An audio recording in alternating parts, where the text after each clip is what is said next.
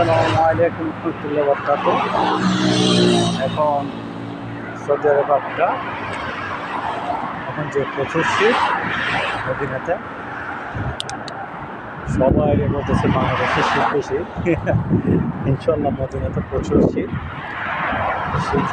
শীতের কারণে রাস্তা খেতে গেছিলাম দোকানে। ইনশাল্লাহ রাস্তা খেয়ে আসলাম, এসে বাড়ি যাচ্ছি, রওনা দিচ্ছি। প্রচুর শীত এখানে শীত আছে।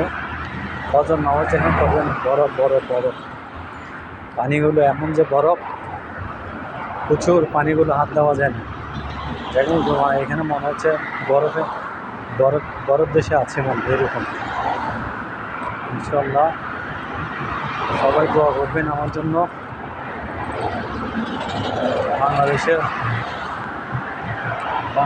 উদ্দেশ্য বলতেছি, সরকারকে আপনি বর্তমান যখন দেশের দায়িত্বে নিয়ে আছেন, দেশের যে জিনিস দাম প্রতি বেড়ে গেছে, এগুলো নজর দেন।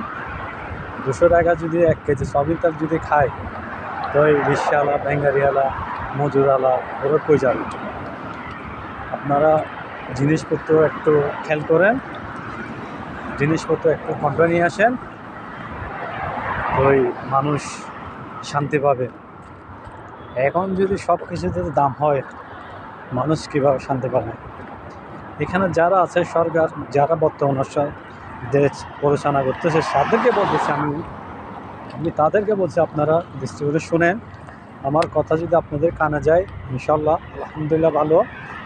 আপনারা জিনিসপত্রগুলো নিয়ে একটু চিন্তাভাবনা করেন, জিনিসপত্র নিয়ে কমান।